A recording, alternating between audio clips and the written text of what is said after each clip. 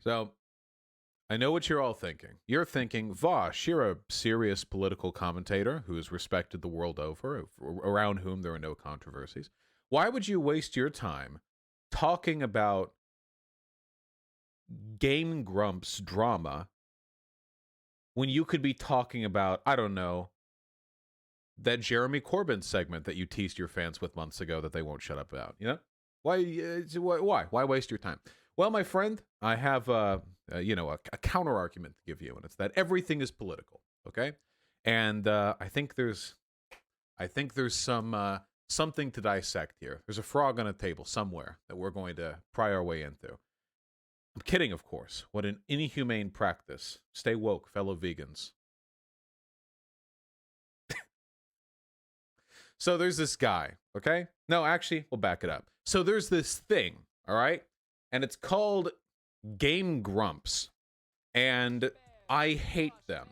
Why do I hate them? No particular reason. Nothing to do with them, anyway. The reason why I hate Game Grumps is because I once had a roommate who liked them. So I would hear it played on the TV all the time. They're a very large gaming YouTube channel. You got your boys. Your boys are playing games. You know how it is. You got your boys. You got your games. That's boys playing games. That's how it works.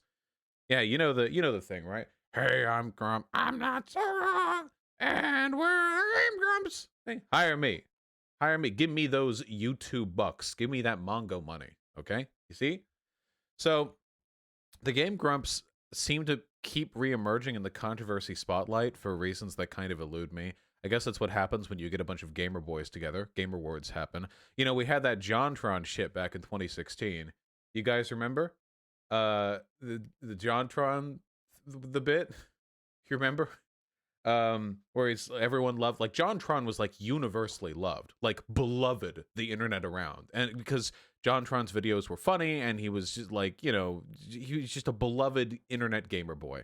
And then, he started appearing on some like right-wing interviews, and then he had a conversation with this ex-StarCraft streamer. I don't know, but they had a conversation, and JonTron said some like overtly white nationalist shit, like some very overt, forward, blatant. I think he talked about like Mexicans needing to be kept out of the gene pool. I don't know. It got wild. I haven't seen that one in like 5 years, but. Anyway, he left the Game Grumps, and now we have the remaining crew. And I tried to say group and crew at the same time, but instead we got Groot. Gru? Gru was from Despicable Me, right? Everyone loves that wacky guy and his big round body, you know. Big round body, sort of big scarf. Yeah. Well, anyway. We have the boys now. And one of these boys... he left Game Grumps before the controversy. Oh, okay, gotcha. Well, I really don't follow this, but yeah. Anyway, so let that be known. So we have this guy called Dan Avidan. Okay, can we get let's get the mugshot on screen. Okay, now this Dan, that is his real name. Very suspicious that it gets repeated twice in his total name. Some sort of rock star man, some kind of guy. He's been hit with some allegations. So what I'm going to do right here is we're going to drop the goofy insincere jokey intro that we've done so far, and I'm actually going to, in full seriousness, recount what seems to have taken place. Okay, and then I'm going to talk a little bit about his history, and then we're going to talk about why any of this matters. Okay, actually we'll start with the history. So Dan has a history.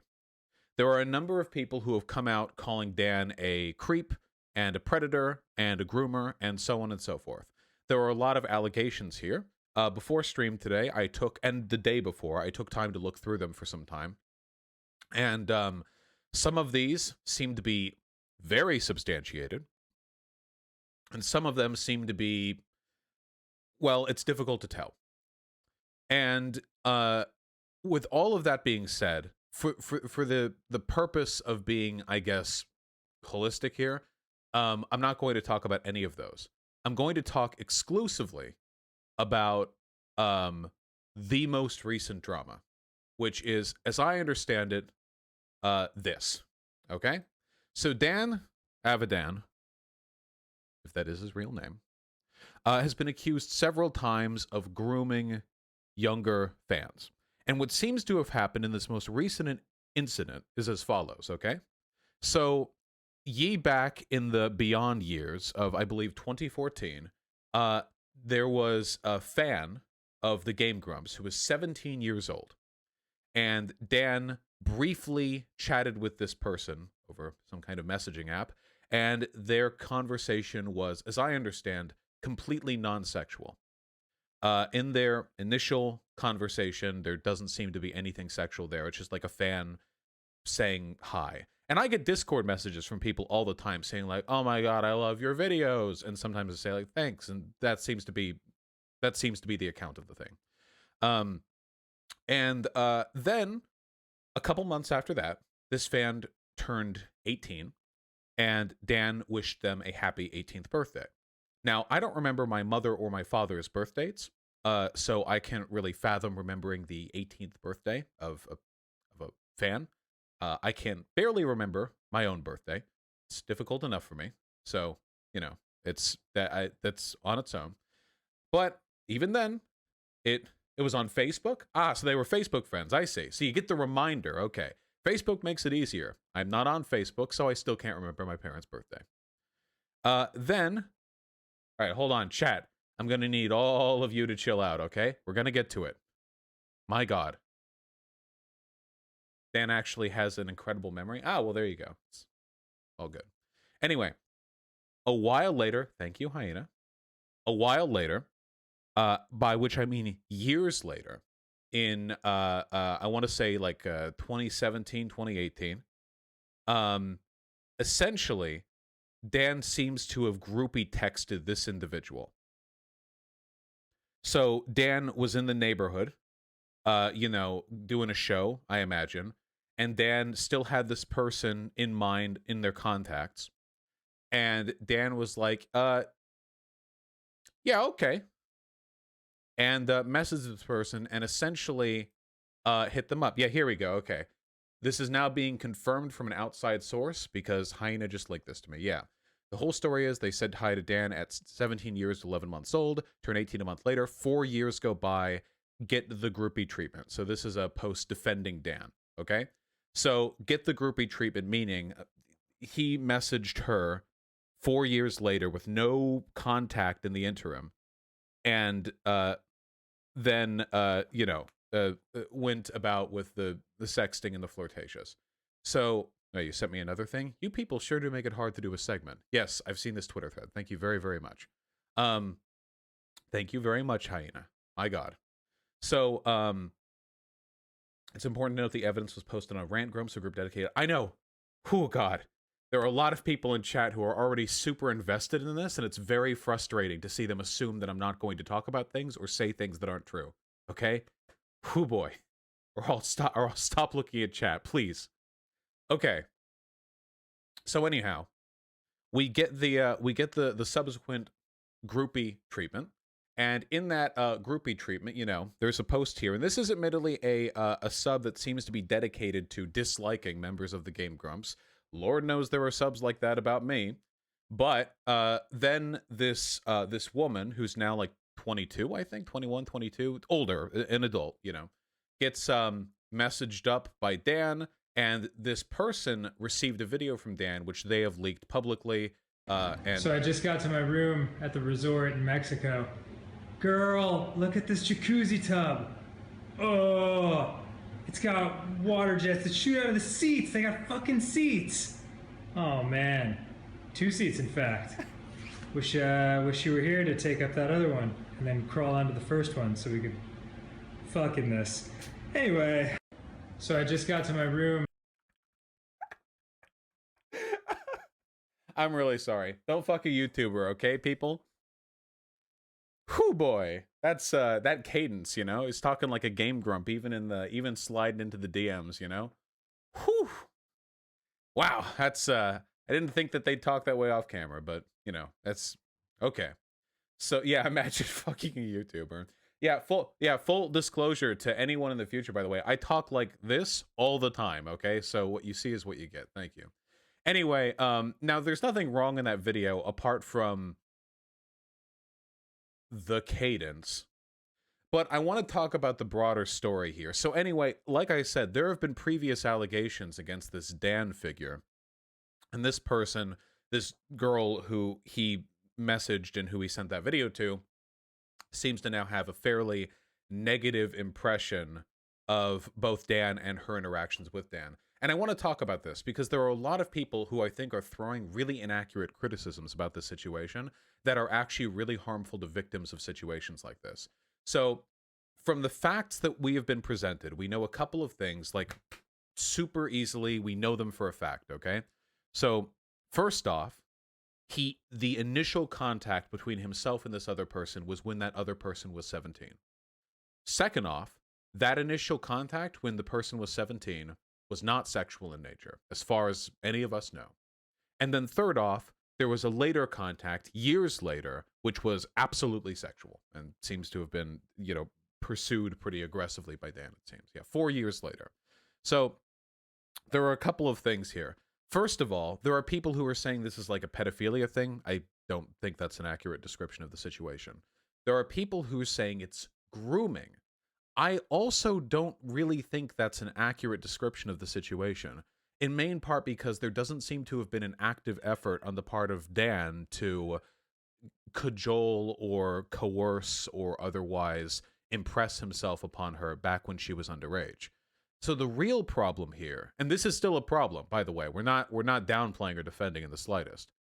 The problem, as far as I can tell, is the abuse of power. Who said that? McSqueeb. Hello. It's the power imbalance, okay? Now Pigeon wants to. Okay, cat.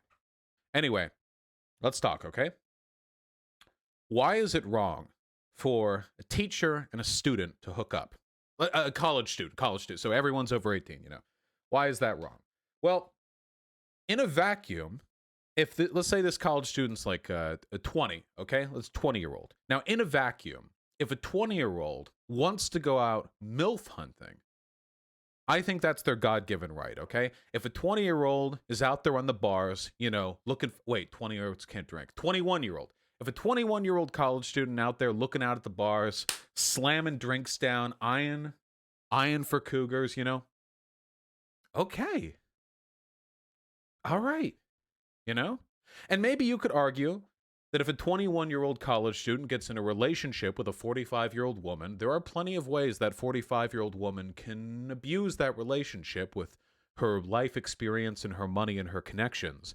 I'm saying she's rich. I just mean like the general advantages that you would get over others when you're older. That can happen. But I mean, God damn it, MILF hunting is an American right. All right?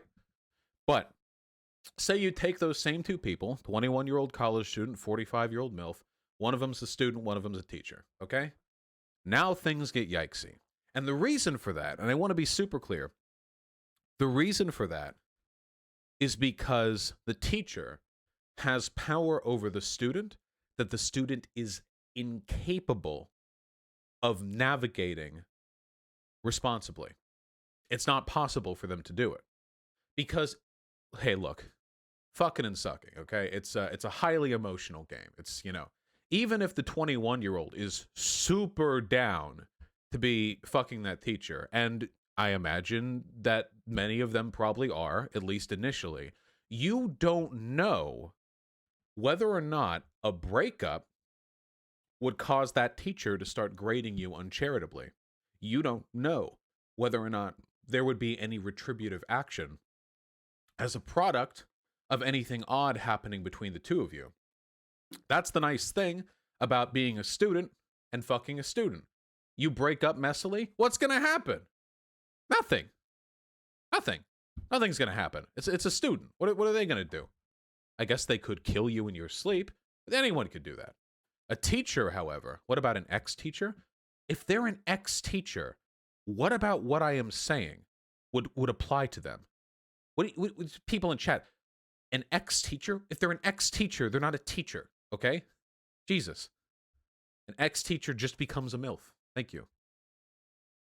Unless they become a teacher again? Shut up, people. Okay, the point is that the power dynamics are meaningful. It's the same with a boss and an employee. Say you're an employee, okay? Let's say you're a fresh-faced Chad. You're in the tech industry, okay? Your lantern jaw wider than the nape of your skull, okay? Colossal, just massive muscles bulging out every direction. Phenomenal, just massive Giga Chad, okay?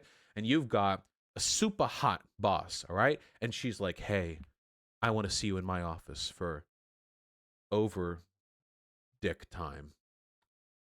You go with it, you're banging. Great. I'm sure you had fun. The problem is, you have no idea what the consequences for that are going to be down the line. You don't know. It's a boss. We live in America. Bosses have complete power over you. They could fire you for any reason. They can make your life absolute hell. And what's more, and this is the real one, if you get worried that they might fire you if something goes wrong, you have to keep putting out. That's the real thing. You never want to be in a position where your boss calls you over, to have sex or at their house or whatever, and you're thinking, I don't really want to, but if I don't, I might lose my job. That's a real problem. And there are people today, lots of people today, who are in that situation or some variant of that situation. I think that's the real issue there. It's not just the threat of being fired, it's the keeping it up because you don't know. The ambiguity is the problem, and the problem with ambiguity is that it exists whether or not your boss or teacher or whatever are super great people. You could have the nicest boss in the universe. Your boss, in their head, could think, I will never be weird to my employee. If they break up with me, that is totally fine. I am super cool about this. I will never hold this over their head. But no matter how nice they are in their head, in reality, that ambiguity will still fuck with the employee. So about fandoms. People are dumb. Life lesson. People have a whole mess of really complicated social processes that break when they are a fan of a person. All of your internal defense mechanisms, all the systems that you use to decide whether you trust a person or don't, whether you believe a statement or don't, all of these really complicated social systems that you use to perceive and trust the people around you do not function, or at least they function a lot worse, when you're a fan of a person. Now, fandoms aren't a thing that really happen naturally in human societies. When you're talking about how humans used to be, what we evolved to be, like tribal, how are you a fan of anyone? What's a parasocial relationship in a tribal society? You know everyone. There are like 200 people in your tribe. You know everyone. Maybe you're not friends with everyone, but you know everyone. There are no distant alien figures of whom you are only vaguely familiar. But today, in the world today, this happens to everyone all the time.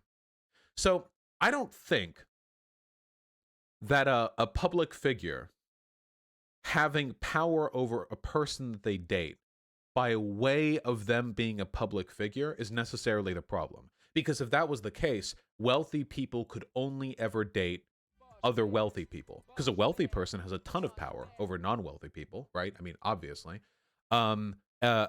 Celebrities could only ever date other celebrities because the celebrity has a ton of power, et cetera, et cetera, et cetera. The real problem here is the fandom. The real problem here is the exploitation of a set of expectations that one party holds for another, okay? That can be very dangerous. And I want to be clear to you guys, sensitivity around this issue is necessary because if you're not sensitive around these issues, you get the Smash Bros community. You get the plethora of YouTubers and Twitch streamers and gaming communities that are filled to the brim with people who use their reputations to get sex out of other people, often minors. Because who stands harder than kids? I know when I was a kid, I was mega fan of a ton of things. I mean, nowadays, I barely care, but Back then, I mean, that's the easiest group to exploit. And nowadays, because of the way the internet works, there are now social spaces where older people and younger people can socialize with one another way easier than before. It used to not be the case. You know, back 30 years ago, you just hung out basically with people in your school or your work, you know? But nowadays, with the way Twitch and YouTube work, I mean, what do you think the average age of a Game Grumps fan is? You know what I mean? Remember Onision? Onision's fans were all like 12-year-olds, you know? Onision would meet with these 11-year-old girls and say disgusting shit to them, and they would go along with it because they're like 12-year-old girls. They're 12. They're stupid. And they don't have the refined mental processes to, you know, learn whether or not a person is super predatory and dangerous. These things are dangerous. These processes are dangerous. Now, I want to say, I'm a big believer in the idea that love finds a way, okay? Somebody in chat earlier said that Leah, Donkey's wife, Video Game Donkey, beloved YouTuber, yeah, that Leah was originally a fan of Donkey, and that from that point they met and they, you know, and now they're married. Now, I am a believer, not a trace of doubt in my mind. I'm in love, or at least they're in love. Is this relationship hyper problematic? Well, I mean, I don't know. I don't know them personally, but I'd like to believe that it's not. I think there are responsible ways for content creators and fans to develop a relationship with one another, okay? So I want to lay out a hypothetical, okay? Or like a dichotomy, you know, a good and a bad way, okay? It's going to be like a Goofus and Gallant moment, okay? If you're a content creator, you know, and you're producing sick League of Legends YouTube videos, all right? And there's somebody in your community, maybe they're you know, a part of the maybe they're a part of your moderation team or something, or maybe they're even not, but maybe you meet them at a meetup or they're just really friendly to you at some point, and you, like any other human being, develop a relationship with them months and months and years, and over the course of that relationship, the feelings that are developed for them, for you, are a product of your direct interactions rather than the fandom. I think that can be okay. And I think that can happen too. You know? It's possible to be a fan of a person and talk with them and then get to know them as an individual. And then as an individual, you develop a relationship from there. But that process takes time. And it's also like a really careful and tenuous one as well. Because it's entirely possible that the fan could hold on to that parasocial, you know, bias throughout the course of them talking with you. I think stuff like that can happen responsibly. I do think it's entirely possible. Because if you really develop a relationship with somebody, they stop being a fan of yours. Sure, they can be a fan of you in the sense of like they cheer you on and they support you. But if you really get to know somebody, then they are no longer a parasocial fan of yours because it's not parasocial anymore. I do believe that's a thing that can happen. Now, obviously, the fact that I believe there are cases where that can be handled responsibly doesn't mean that every instance of sexual or romantic contact between a fan and a content creator are acceptable. I would consider what happened over here with Dan to be pretty fucking irresponsible. In large part because from what we can tell, there wasn't any contact between them from them turning 18 and like years later when he was doing the booty call shit.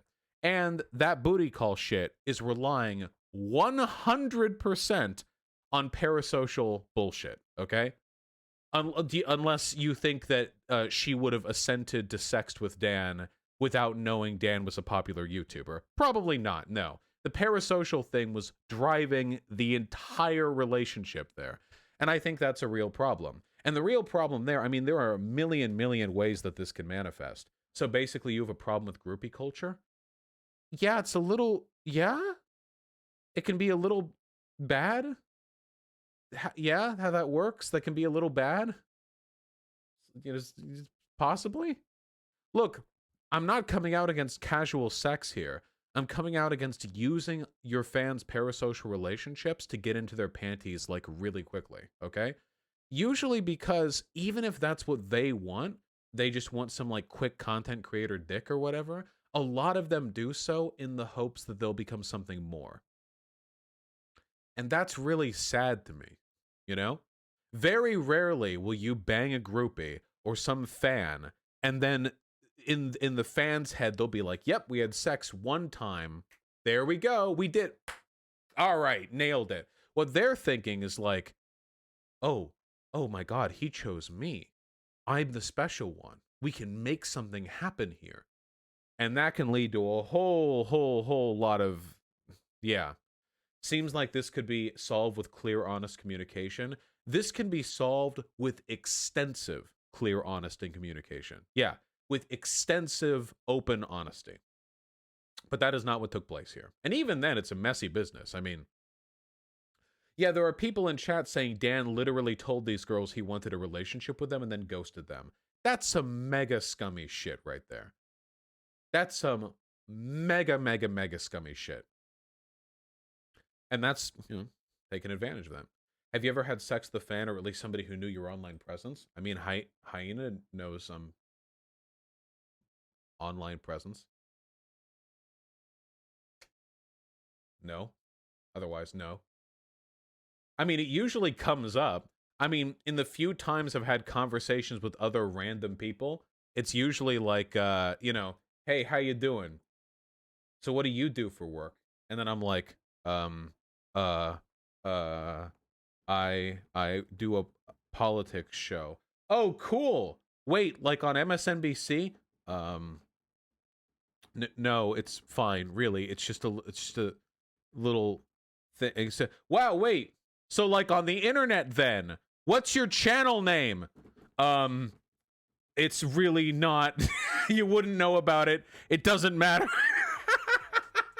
Dude, who wants to talk about being a YouTuber to fucking normies? Okay, holy shit. We have too many interactions like that. I'm just gonna say I'm in the tech industry. Okay, I can bullshit my way through that. Whatever. I am technically in the tech industry. I'm kind of right. I stream. I press buttons on OBS. It's, you know, it's. Oh God. Anyway, that's generally the extent of those interactions. Yeah, say I work for Amazon, yeah. But anyway, okay, look, we're wrapping up, okay? Seriously though, the power dynamics are present everywhere. There's no relationship that's not going to have them. Between two people in a relationship, there's always going to be some types of imbalances, different types that run in both directions. They could be demographic benefits, like one person being like a white guy and the other person being a black woman, which means that the white guy has some comparative social powers the black woman doesn't. It could be wealth. It could be relationship with their broader families. It could be respective intelligence or communicative abilities. All of those things can potentially bias a relationship. But I'm a foot taller than Hyena, yeah. All those things can bias a relationship. However, there are some influences that are potentially way more powerful than others. Gosh, is a one-night stand a big deal? Wait, I'm not telling you guys that you can't have sex. Jesus, okay? If one of you makes it big on YouTube or Twitch or whatever, okay? And if you want to go have a one-night stand with people, okay? Just go on Tinder like anyone else, okay? The one thing that I am very specifically asking you to not do is to start trawling through lists of your fans to find like the cuties and then be like, hey, I'm in town this weekend, want some content creator cock? And then fuck them and then be like, oh, you could have been my girlfriend, but I got a doctor's appointment. Sorry, babe. And then run out there and block their number. I'm asking for so little from you. I'm just, it's a very small concession on your part. If you could kindly avoid doing that, okay? Just don't do that. Not to mention, apparently, he had like this guy. Look, okay, I never remove any any contacts from my phone. I haven't for like a million years or anything. So when I scroll through my contacts, there are about 12 that I use and hundreds. I mean, some of these are like high school friends, okay? And let me tell you something, okay? I don't remember or care about any of these people, Okay? None whatsoever. I don't even know enough about them to know if I should remove them from my phone, frankly. So the idea to me that somebody in his 40s would remember a contact from years prior that at the time he had with a 17-year-old and thought, 17 in 4 years, yeah, legal, and then go for that. That to me is slightly odd. I'm asking for very little from you guys. I'm asking that you not do that, okay? Maybe he named her contact wait until 22. Yeah, maybe. So in summation, I don't think he's a criminal, but I think he's scumbag. Yeah, nothing he did was illegal, to my knowledge. I don't even think it was pedophilic. I just think that it was bad. But the reason why we should be specific and accurate with our criticisms here is because I don't want people looking at the situation and thinking that the age or the proximity to being underage is the issue here. Because in reality, the issue here is like a much more complicated fan content creator relationship exploitation bullshit kind of deal. And I think that it's important to recognize that, because if you don't, then you might let stuff like that slide in the future. That makes sense?